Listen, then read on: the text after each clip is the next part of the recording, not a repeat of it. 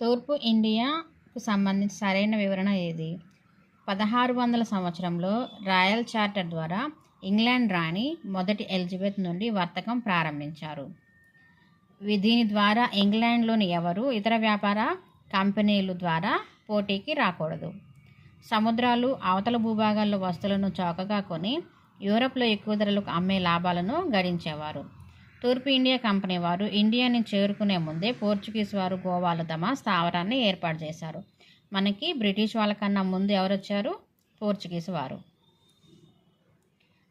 1498లో భారతదేశానికి సముద్ర మార్గాన్ని కనుగొన్నది ఎవరు? Vasco da Gama. ఇతను పోర్చుగీసు నావికుడు.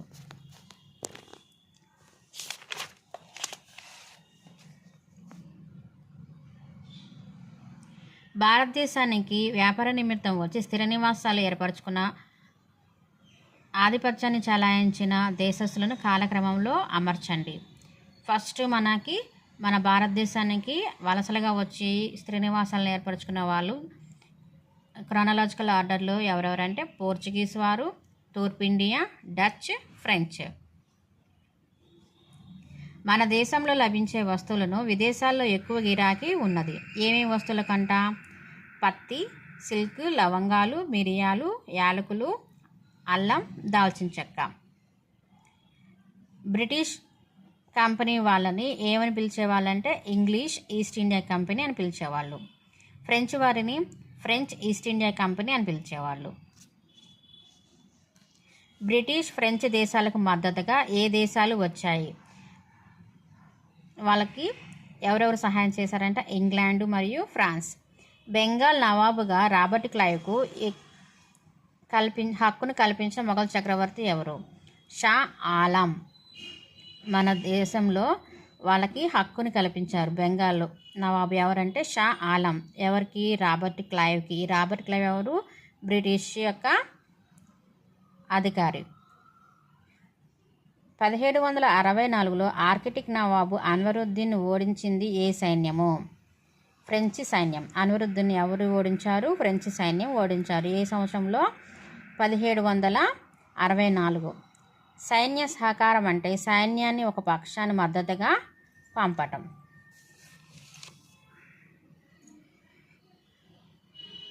ముజఫర్ జంగ్ను దక్కన్ నవాబుగా చేసినందుకు గాను డూప్లేకి ఏ భాగాన్ని బహుమానంగా ఇచ్చారు? ముజఫర్ జంగ్ని నవాబుగా ప్రకటించడం వల్ల ఆయనకి ఏ ఏరియాని ఇచ్చారు? పాండిచ్చేరి, మచిలీపట్నం. ఏ రాజుకి? డూప్లే. డూప్లే ఎవరు? ఫ్రెంచ్ యొక్క అధికారి. దాంతోపాటు పాండిచ్చేరి, మచిలీపట్నంతో పాటు డూప్లేకి సైనికంగా 50,000, వాళ్ళ సైన్యాన్ని పోషించుకోవడానికి 50,000, డూప్లేకి సంవత్సరానికి ₹1,00,000, 20 లక్షల విలువ చేసే జాగీరును కూడా ఇచ్చారు. ప్లేసులతో పాటు మనీని కూడా ఇచ్చారన్నమాట. క్రీస్తు శకం 1757లో ప్లాసీ యుద్ధంలో ఎవరిని ఓడించారు? ఏ ప్రాంతంలో? ఆంగ్లేయులు ముఖ్య ఘట్ట పాలన ప్రారంభించారు. బెంగాల్ నవాబు సిరాజ్ ఉద్దౌలా బెంగాల్. క్రీస్తు శకం 1765-68లో హైదరాబాద్ నిజాం నుండి ఏపీలోని ఏ ప్రాంతాలకు ఆక్రమించారు? హైదరాబాద్ నిజాం నుండి ఏపీలోని మన ఏ ప్రాంతాలకు ఈ బ్రిటిష్ వాళ్ళు అనేది మన దేశానికి మన రాష్ట్రం వైపు వచ్చారు? ఏవే ప్రాంతాలు? కృష్ణా, ఈస్ట్ గోదావరి, వెస్ట్ గోదావరి, విశాఖపట్నం, విజయనగరం, శ్రీకాకుళం, ప్రకాశం, గుంటూరు. బ్రిటిష్ వారి కుట్రలకు వ్యతిరేకంగా పోరాడిన రాజులు ఎవరు? వీళ్ళు మంచిగానే ఉండి కూడా వీళ్ళతోటి కొన్ని ఇబ్బందికరమైన పరిస్థితులు ఏర్పాటు చేయడం వల్ల వీళ్ళకు కూడా విసుగొచ్చేసింది అనమాట బ్రిటిష్ వారు అంటే. వాళ్ళు ఎవరెవరంటే హైదర్ అలీ, టిప్పు సుల్తాన్, మహాదీ సింధియా, నానా ఫడ్నవీస్. బ్రిటిష్ వారి విజయాలకు సహకరించిన గవర్నర్ జనరల్స్ ఎవరు? Robert Clive, Warren Hastings, Wellesley. Resident అంటే ఎవరు? ఆంగ్లేయ అధికారి. నవాబులు పాలిస్తున్న ప్రాంతాలకు ఆంగ్లేయ అధికారిని బ్రిటిష్ గవర్నమెంట్ వాళ్ళు అపాయింట్ చేసేవాళ్ళు. ఆయన ఏమంటారంటే రెసిడెంట్ అంటారు. 1857 తిరుగుబాటులో పాల్గొన్న రాజకుటుంబీకులు ఎవరు? నానా సాహెబ్, తాంతియా తోపే, ఝాన్సీ లక్ష్మీబాయి. 1857 కలకత్తాలోని బారక్పూర్తో పాటు మరో చోట తిరుగుబాటు జరిగింది. అది ఎక్కడ? మీరట్. ఈ మీరట్ అతిపెద్ద తిరుగుబాటు అన్నమాట. మీరట్ సిపాయిలు ఢిల్లీకి చేరి ఏ మొఘల్ చక్రవర్తిని ఎర్రకోటలు నిర్బంధించి విడుదల చేశారు? బహదూర్ షా జాఫర్. తిరుగుబాటు బలహీనపడడానికి గల కారణాలు: ఐకమత్యం లేకపోవటం, ఆంగ్లేయులు ఒకదాని తర్వాత ఒకటి పరిష్కరించుకుంటూ రావటం, ఆధునిక ఆయుధాల కొరత. మనలో ఒకరికొకరికి ఐకమత్యం లేకుండా పోవటం, ఆంగ్లేయులు దాన్ని అడ్వాంటేజ్గా తీసుకొని ఒక్కొక్క సమస్యని పరిష్కరించుకుంటూ రావటం, ఆధునిక ఆయుధాల కొరత. వాళ్ళకి దగ్గర ఉన్నంత ఆయుధాలు మన దగ్గర లేకపోవటం. మొఘల్ చక్రవర్తి బహదూర్ షా ఎక్కడ మరణించారు? రంగూన్. బ్రిటిష్ వారిని ఎదిరించిన పెద్ద తిరుగుబాటు ఏది? 1857 బ్రిటిష్ వారిని ఎదిరించిన దాంట్లో పెద్ద తిరుగుబాటుగా చెప్పుకోవచ్చు. 1858లో విక్టోరియా రాణి చేసిన ప్రకటనలు ఏమిటి? భారతదేశాన్ని భారతీయ రాజులే పాలించుకోవచ్చు. కానీ అది జరగలేదు. ఆమె ఏంటి, మనం ఇట్లా తిరుగుబాట్లు చేస్తున్నామని మనకు ఫ్రీడమ్ ఇచ్చినట్టుగా భారతదేశాన్ని భారతీయులే పరిపాలించుకోవచ్చు అని చెప్పింది. ఆధునిక రాజ్యాలు, ఆధునిక ప్రభుత్వాలు. ఈ బ్రిటిష్ వాళ్ళు వెళ్ళిపోయిన తర్వాత, మనకి ఫ్రీడమ్ ఇచ్చిన తర్వాత మనకంటూ కొంత గవర్నమెంట్ని ఫామ్ చేసుకున్నాం అన్నమాట. ఈ ఆధునిక ప్రభుత్వాలు దేని ద్వారా నడుస్తున్నాయట? చట్టాల నిర్వహణ ద్వారా. దాంట్లో శాసనసభ సభ్యులను ఏమంటారు? MLA, member of legislative assembly. మనం ఈ ఆధునిక ప్రభుత్వాన్ని మనం ఎలా నడుపుకుంటున్నాము? మనకంటూ ఒక రాజ్యాంగాన్ని రచించుకొని దాని ద్వారా మన పరిపాలన ఎలా ఉండాలి అనేది ప్రతిదీ కూడా రాజ్యాంగంలో ఏ విధంగా ఉందో దాని ప్రకారమే మనము ఈ పరిపాలన అనేది కొనసాగించుకుంటూ ఉన్నాం. మన భారత రాజ్యాంగం అనేది అతిపెద్ద లిఖిత రాజ్యాంగం. బహిరంగ ప్రదేశాలలో పొగ త్రాగటం నిషేధం. దీన్ని ఎప్పుడు చేశారంటే నవంబర్ 2, 2001. అట్లా చేస్తే సెక్షన్ 5, 6, 10 కింద జరిమానాను 100 రూపాయల నుండి 1000 రూపాయల వరకు విద్యా సంస్థలకు 100 రూపాయల నుంచి 1000 రూపాయల వరకు విధిస్తారు. విద్యా సంస్థలకు అసలు ఈ పొగకు సంబంధించిన షాపులు ఏవైనా సరే 100 కిలోమీటర్ల దూరంలో ఉండాలి. మళ్ళీ ఈ 18 సంవత్సరాల లోపు పిల్లలకి సిగరెట్లు కానీ వేరే ఏదైనా సరే అమ్మకూడదు. దిగువ సభని ఏమంటారు? శాసనసభ. ఎగువ సభని రాజ్యసభ అంటారు. రాజ్యసభనే శాసన మండలి అంటారు. శాసనసభ రాష్ట్రానికి చట్టాలు చేయడంలో కీలక పాత్ర పోషిస్తుంది. 175 మంది శాసనసభ్యులను ప్రజలను ఏ విధంగా ఎన్నుకుంటారు? Why not 175? బాగా గుర్తుండే ఉంటుంది కదా మనకి అసెంబ్లీ స్థానాలు 175. వీళ్ళని ఎవలా ఎన్నుకున్నాం?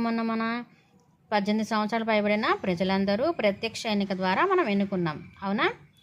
శాసనసభ కాల పరిమితి ఎంత? 5 సంవత్సరాలు. శాసనసభను రద్దు చేసి మరియు పొడిగించే అధికారం ఎవరికి కలదు? రాష్ట్ర గవర్నర్. శాసనసభలో ఎన్నిసార్లు సమావేశాలు తప్పనిసరిగా జరగాలి? చట్టాలు చేయాలన్నా లేకపోతే ఏదైనా డెసిషన్ తీసుకోవాలన్నా కానీ ఈ శాసనసభ సమావేశాలన్నీ జరుగుతాయి. అయితే మనకి సంవత్సరంలో కనీసం 2 సార్లైనా జరగాలి. ఆ సమావేశాల మధ్య కాల వ్యవధి ఎంత ఉండాలంటే 6 నెలలకి మించకూడదు. 6 నెలల కన్నా మించరాదు. శాసనసభ నియోజకవర్గం గురించి సరైన వాక్యాన్ని గుర్తించండి. మన ఆంధ్రప్రదేశ్లో 175 నియోజకవర్గాలు ఉన్నాయి. ఈ నియోజకవర్గాల సంఖ్య ప్రజల సంఖ్య మీద ఆధారపడి ఉంది. ఈ నియోజకవర్గాలు అనేది మనం ఎలా డిసైడ్ చేస్తామంటే ఆ ప్రాంతంలో నివసిస్తున్న జనాభా ప్రాతిపదికన ఇదొక నియోజకవర్గం, ఇంత నియోజకవర్గం ఇలా అని వాళ్ళు డిసైడ్ చేసి నియోజకవర్గాలుగా డివైడ్ చేస్తారు. ఒక్కో నియోజకవర్గంలో సుమారు 170,000 మంది ఓటర్లు ఉండాలి. ఒక నియోజకవర్గంలో ఒక్క సభ్యునికి మాత్రమే ఓటు వేసి అసెంబ్లీకి ఎన్నుకుంటారు. మనం 10 మందికి వేయడానికి లేదు. ఎవరైతే మనకి ఇష్టమో వాళ్ళనే మనం ఎన్నుకుంటాం. ఎమ్మెల్యే ఎన్నిక ఎలా జరిగిద్ది? ఏ ఎన్నికలైనా 5 సంవత్సరాలకు ఒకసారి జరుగుతాయి. స్వతంత్ర అభ్యర్థులు కూడా పోటీ చేయొచ్చు. ఎమ్మెల్యేకి ఎవరైనా పోటీ చేయొచ్చు. కానీ అతను భారతీయ పౌరుడై ఉండాలి, 25 సంవత్సరాల వయసు కలిగి ఉండాలి, ప్రభుత్వ సంస్థలలో ఉద్యోగిగా ఉండకూడదు. నెక్స్ట్, ఎలక్షన్ మేనిఫెస్టో అనగా తాము ఏ ఏ కార్యక్రమాలను భవిష్యత్తులో చేపడతామో, ఏ ఏ వాగ్దానాలను తమ నియోజకవర్గాల ప్రజలకు చేస్తారో వివరిస్తారు. దాన్నే మనం ఎలక్షన్ మేనిఫెస్టో అంటారు. ఎన్నికల నిర్వహణ బాధ్యత ఎవరిది? Election commission. మొన్న ఎలక్షన్ కమిషన్ మనకి ఎవరున్నారు? ఎంకే మీనా. మెజార్టీ పార్టీ అంటే సగం కన్నా ఎక్కువ స్థానాలు గెలుచుకున్న పార్టీ. మనకి 175 మెంబర్స్ ఎమ్మెల్యేలుగా పోటీ చేశారు కదా, వాళ్ళల్లో హాఫ్ ఆఫ్ ద ఎక్కువ సీట్లు ఎవరైతే గెలుచుకుంటారో ఆ పార్టీని మనము మెజార్టీ పార్టీ అంటాము. ప్రతిపక్ష హోదా కావాలి అని అంటే ఆ పార్టీ మినిమం 1/4 అన్న సీట్లు గెలుచుకోవాలి. కానీ ఇప్పుడు ప్రతిపక్ష హోదాలో మనకి ప్రజెంట్ ఎవరు లేరు, ఎందుకంటే తక్కువ సీట్లు వాళ్ళు గెలుచుకున్నారు కాబట్టి. ముఖ్యమంత్రిగా ఒక వ్యక్తిని ఎన్నుకుంటాము, అతనిని ఎవరు నియమిస్తారు? శాసనసభ్యులు అందరూ కలిసి ఒక వ్యక్తిని ఎన్నుకుంటారు. గవర్నర్ సీఎంని నియమిస్తారు. ఎవరిని? ముఖ్యమంత్రి ఎవరైతే మెజార్టీ పార్టీ సభ్యులు ఉంటారో, అంటే శాసనసభ్యులు ఉంటారో, వాళ్ళందరూ కలిసి ఒక వ్యక్తిని ఎన్నుకుంటారు. ఆ వ్యక్తిని ఎన్నుకున్నాక సీఎంగా ఎవరిని అపాయింట్ చేస్తారు? గవర్నర్ గారు నియమిస్తారు. ప్రభుత్వం అంటే మంత్రిమండలి లేదా క్యాబినెట్. శాసనసభ్యులు అందరూ కలిసి తమలో ఒకరిని సభకు అధ్యక్షులుగా ఎన్నుకుంటారు. ఆయన్ని ఏమంటారు? స్పీకర్. అసెంబ్లీలో ఆమోదించేవి ఏవి? చట్టాలు, విధానాలు, విధించే పన్నులు. ఏవైనా సరే అసెంబ్లీలో మనం ఏమేమి ఆమోదించుకుంటాము? మన కోసం చేసే చట్టాలు, విధానాలు, పన్నుల గురించి. శాసనసభ్యులు సభలో వారి పాత్ర. తమ నియోజకవర్గంలోని సమస్యలను సభ ముందుకు తీసుకువస్తారు. సభలో అడిగే ప్రశ్నలకు సమాధానం ఇస్తారు. వీళ్ళ యొక్క పాత్ర ఏముంటుందంటే ఆ శాసనసభలో తమ నియోజకవర్గంలోని సభ్యులను సభ దృష్టికి తీసుకొస్తారు. సమస్యలని సభలో అడిగే ప్రశ్న. చట్టాలను ఏ విధంగా చేస్తారు? సంఖ్యాబలం ఉన్న అధికార పార్టీ చట్టాలు చేస్తుంది. కొన్నిసార్లు ఏ సభ్యుడైనా చట్టం చేయమని అడగవచ్చు. నెక్స్ట్, చట్టాలు ఆమోదం పొందకముందు వాటిని ఏమని పిలుస్తారు? బిల్లులు అంటారు. ఈ ఒక చట్టం అమలు కాకముందు దాన్ని బిల్లులు అని పిలుస్తారు. ఎవరి ఆమోదం పొందితేనే ఆ చట్టం కార్యరూపంలోకి వస్తుంది? గవర్నర్. గవర్నర్ ఇప్పుడు మనకి ప్రెసిడెంట్ ఎవరంటే అబ్దుల్ నజీర్ గారు.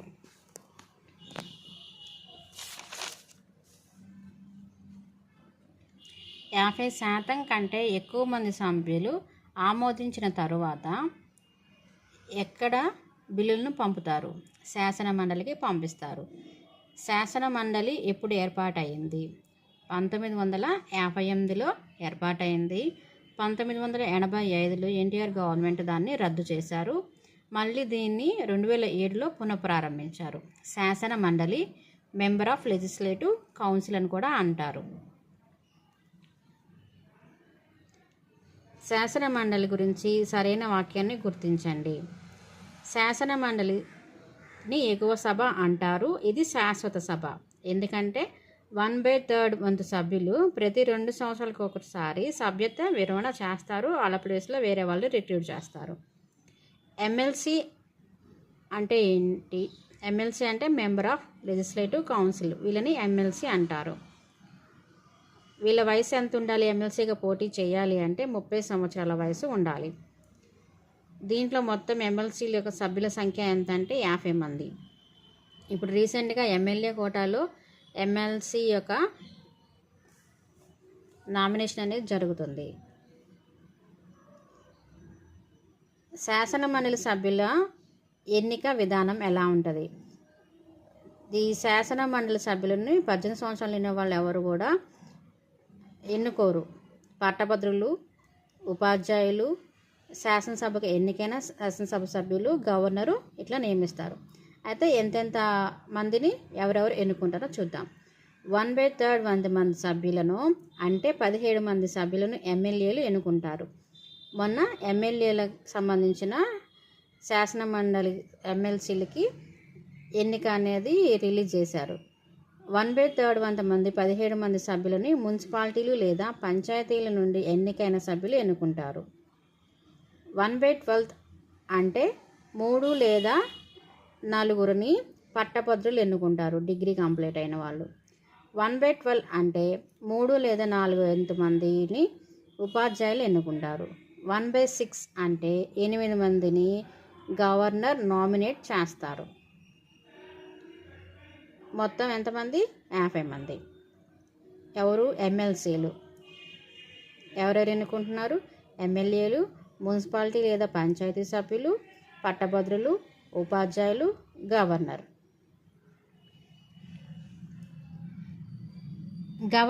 గవర్నర్ని ఎవరు నియమిస్తారు?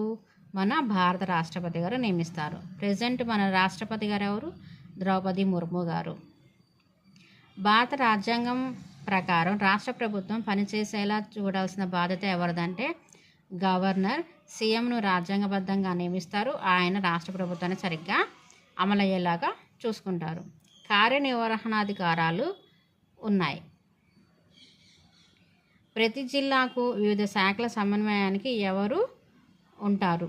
ప్రతి జిల్లాలో విద్యాశాఖ, వైద్యశాఖ, ఆర్థిక శాఖ ఇట్లా అన్ని శాఖలు ఉంటాయి కదా, వాళ్ళందరినీ సమన్వయపరిచేది ఎవరంటే జిల్లాల స్థాయిలో జిల్లా కలెక్టర్ లేదా మెజిస్ట్రేట్. మండల రెవెన్యూ అధికారికి గల మరొక పేరు ఏంటి? తహసీల్దార్. ఇప్పుడు ప్రెసిడెంట్ తహసీల్దార్ అనే అంటున్నారు. గ్రామ స్థాయి అధికారి ఎవరు? విలేజ్ రెవెన్యూ అధికారి. భూ సంబంధిత రికార్డుల వివరాల యొక్క బాధ్యత గ్రామాలలో ఎవరికి కలదు? VRO, village revenue officer. ఈయన తాజా సమాచారాన్ని కూడా నమోదు చేసుకుంటారు. రేషన్ కార్డుల జారీ కూడా చేస్తారు. నెక్స్ట్, ఆంధ్రప్రదేశ్ నీరు, భూమి, చెట్ల రక్షణ చట్టం 2002లో ఏముందంట? రాబోయే తరాల వారి జీవితానుసారం పరిరక్షణకు, వారి అభివృద్ధికి ఈ వనరులను కాపాల్సిన ఆవశ్యకతను చెప్పారంట ఈ చట్టంలో. ఎప్పుడు చేశారు ఆ చట్టం? 19/4/2002. ఒక చెట్టుని నరికితే మనం ఎన్ని చెట్లు తిరిగి నాటాల్సి వస్తుందంట? 2 చెట్లు.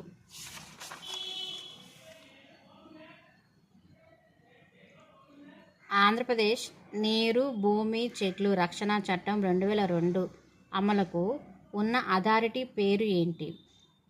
Andhra Pradesh water, land and trees protection authority.